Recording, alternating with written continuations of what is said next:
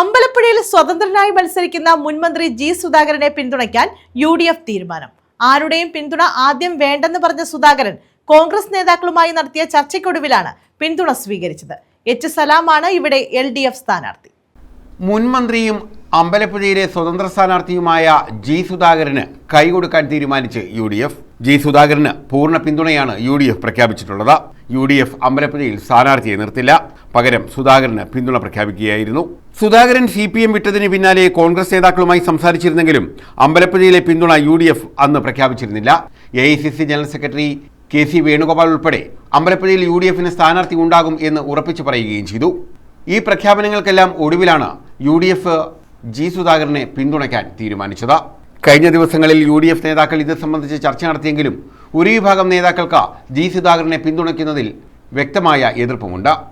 LDF സ്ഥാനാർത്ഥിയായി മത്സരിക്കുന്നത് CPMലെ H. സലാമാണ്. News bureau, Alappuzha.